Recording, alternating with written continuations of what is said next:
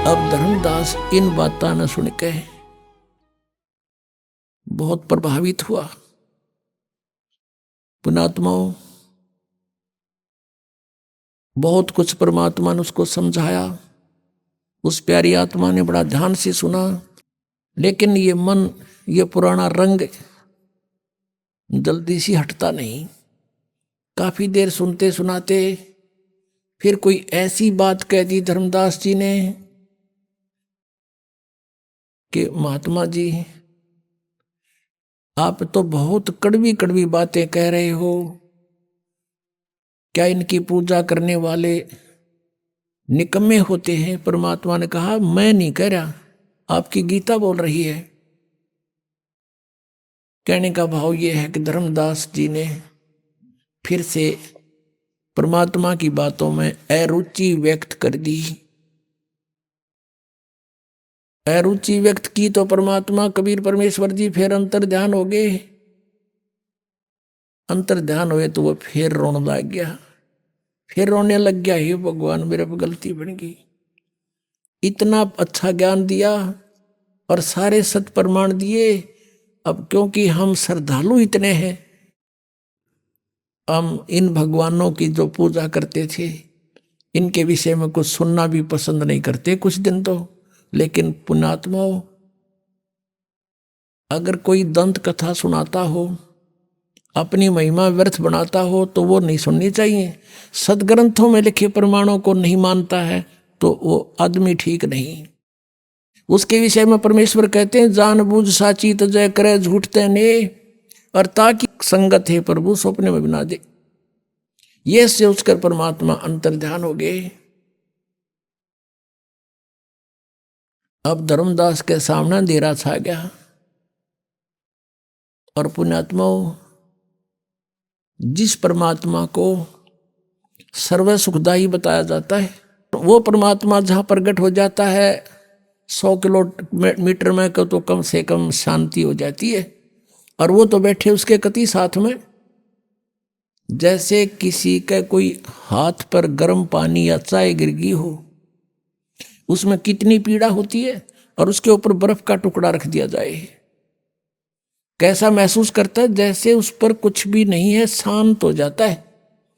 ऐसी दशा है भगवान जब उसके पास थे तो उसको इतनी शांति थी। परमात्मा के दूर होते ही उसके अंदर वही फिर पीड़ाएं, जैसे रह पुत्र गई दूर दूर की बातें, वो नूर फलाना नूर न्यू कर दूं, वैसे कर दूं।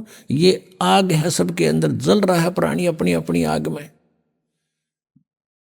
तो वो महसूस, उसको जो आनंद हो रहा था वो खत्म हो गया।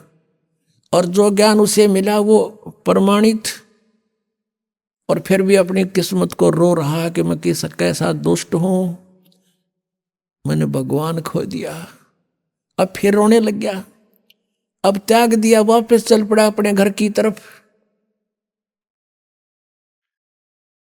और क्या कहता है परमात्मा की वाणी में लिखा है, तावा रोवत धर्म निनागर, कहाँ गए मेरे सुख के सागर। अधिक वियोग हुआ हमसे ती, जैसे निर्धन की लुटगी खेती। कल्प करे और मन में रोवे, दसों दिशा को वो मगजोवे। अब रो रहा है, अन्यों कहे भगवान बेग मिलो करूं अपघाता, अब ना जीऊं सुनो विधाता।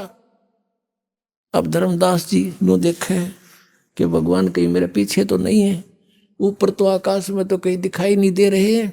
कहते हैं कल्प करे और मन में रोवे, दसों दिशा को वो मगजोवे। चारों तरफ देख रहा हूं, दसों दिशा को, ऊपर को नीचे को। और कहता बेग मिलो कर हूं अपघाता, मैं ना जीऊं सुनो विधाता। हे परमात्मा जल्दी दर्शन दे दो, अब मैं जीऊंगा नहीं मैं आत्महत्या करूंगा। रोता हुआ घर पे आ गया। उसकी पत्नी ने सोचा भगत क्यों रो रहा है, क्या बात होगी इसको। अब बोल नहीं पा रहा, इतना बुरी तरह रो रहा। कहां से? मथुरा से रोने लगा था, बांधवगढ़ पहुंच गया एमपी में, 800 किलोमीटर।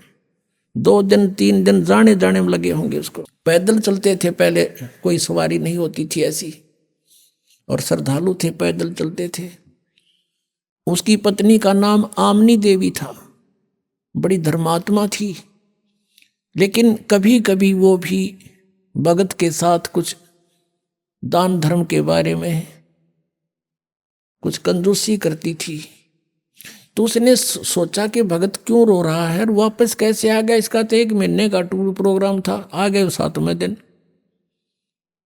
उसने सोचा बात क्या है, और उसके मुंह की तरफ देख रही है, और वो रो ऐसे बुरी तरह रहा जैसे किसी बालक के माँ बाप दोनों मर जा, वो बालक रोया करे, इतना बुरी तरह जमीन पर ऐसे मुंह के बल पड़ गिर के और बुरी तरह रो रहा है। उसने सोचा इसके क्या हो गया, इतना जल्दी कैसे आ गया। आमनी ने सोचा कि हो सकता है इसके किसी ने ठग ने पैसे लूट लिए हों, और मैं कंजूस हूं, कई बार इसको कह देती थी जब वो धर्म भंडारे करता था, खुले हाथ में टोक दिया करती कि बच्चे के खाएंगे, घना दान ना करया करे। तो उसने सोचा कि अब ये न्यू ना रो रहा हो कि मैं इसका पैसा किसी ने ठग लिया, चुरा लिया, जो यात्रा के लिए ले गया था, और अब ये सोच रहा होगा कि मैं दोबारा जान की सोचूंगा, पैसे की कहूंगा तो यह मुंह चढ़ावेगी। तो उसने सोचा कि जिस कारण से रो रहा हो। अब वो धीरे धीरे कहती है, सेठ जी क्यों रो रहे हो, किसी ने पैसे निकाल लिए होंगे ना, तुम्हारे तो भगवान ने बहुत दे रखा है, और कितने पैसे ले जाओ आप, और ले जाओ, आप पूरा करके आओ अपना कार्य। अब वो 1 घंटा 2 घंटा खूब रो लिया, धीरे धीरे सबकता हुआ, रोता रोता कहता कि आमनी यदि मेरा यूं धन खो गया होता, भौतिक धन कोई चुरा लेता, मैं नहीं रोता, फिर ले जाता, लेकिन मेरा वो धन गुम हो गया जो मुझे अब शायद मिला नहीं, और वो मिले नहीं मैं जी नहीं सकता। आमनी ने पूछा कि ऐसा कौन सा धन था तेरा। अब ये बात सुनकर बैकग्राउंड की तरफ देखकर वो फिर बुरी तरह रोने लग गया। रोते रोते काफी देर के बाद जब उस थोड़ा सा स्वाभाविक सा हुआ, शांत हुआ, सारी कथा बताने लगा। जो परमात्मा ने ज्ञान सुनाया था सारी ज्ञान सुनाया, और सृष्टि रचना सुनाई थी परमात्मा कबीर जी ने। अब इतना समय नहीं रहा आज के सत्संग में, नहीं वो भी सुनाता, कल सुनाएंगे। तो वो उसने सारी सुनाई, और सब अपने साथ घटना बताई कि ऐसे ऐसे मैंने रोटी बनाई, उसमें चींटियां जल गई थी, और वो चींटी सारी जीवित कर दी, मेरा पाप काट दिया। अब आमनी कहने लगी इतना बढ़िया ज्ञान और खुद भगवान देने आ रहे थे, आप तो व्यापारी हो, आप तो बिजनेसमैन थे, यू सौदा चूक कैसे गए। अब धर्मदास कहता जिंदगी में पहली बार मैं आ रहा हूं सौदे में, आज तक हार का मुंह नहीं देखा था, अब के मैं चूक गया अपना सौदा, और ये घाटा मुझे शायद इस जीवन में पूरा नहीं होगा, और मैं जी नहीं सकता। जो साधनाएं हम करते थे वो एक आने की नहीं, आगे का रास्ता कति नहीं, घोर अंधेरा हो गया मेरे सामने, जीऊं कैसे भगतमती। आमनी कहने लगी आपने तो गलती कर दी, ब्रह्मा विष्णु महेश गेला कौन सी अपनी रिश्तेदारी थी, और ये कौन से अपना रोज मिला करते थे, हमने सुनी सुनाई बातों पर उन पासरी थे, और इतना बढ़िया ज्ञान सारे प्रमाण आपको बताए गए, आपने चरण पकड़ने चाहिए थे। कहने लगा इसी भूल को तो रो रहा हूं, जैब के भगवान आगे, अब क्या नहीं छोड़ूंगा चरण उनके। ऐसे बीत गया 6 महीने बीत गए उनको। धर्मदास जी ना कुछ खावे, मुश्किल से 1 आध फुल्का रोज, मुश्किल से उसकी पत्नी कह सुनकर खिलाओ उसको, और वो ना काम काज में रुचि, वो भक्ति करा करता हुआ कति वत करने की कोई ना थी। सुबह बैठ जा दरवाजे तो बाहर द्वार के ऊपर गेट पे है, अनु देखे दूर ताई, जैसे बिलड़ी ने श्री राम की प्रतीक्षा की थी। अब जैसे उसको कहीं दूर से कोई आता दिखाई देता, चल पड़ता उसकी तरफ कि शायद महात्मा आगे, और एक बार पुण्यात्मा जिसकी चाह आपको हो जाती है, आम व्यक्ति भी वो शायद दिखने लग जाता है उसको, वहां तक जाता है कि ना ये तो कौन, वो नहीं है। फिर पता लगा किसी से कि एक महात्मा बैठा है जंगल में, गांव नगर के बहुत से लोग उसके पास जा रहे हैं दर्शनार्थ। भगत जी भी पहुंच गए, धर्मदास जी। अब देखा कि भाई हो सकता है महात्मा वही हो सकते हैं, लेकिन इनका ज्ञान से परीक्षण होगा।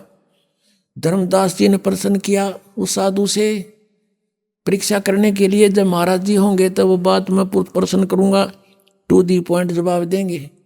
उसने प्रश्न किया, महाराज जी मैं कुछ प्रश्न करना चाहता हूं। धर्मदास ने कहा। वो साधु महात्मा बोला, करो बच्चा। कि ब्रह्मा विष्णु महेश के माता पिता कौन है? वो साधु कहता, अरे कैसी बात करता है, इनके कोई माता पिता नहीं, अजरो अमर सर्वेश्वर महेश्वर। और जान गया यो ठीक हो, मन मन महीनों कहे तो रॉन्ग नंबर उठ का आ गया। ऐसे 6 महीने बीत गए।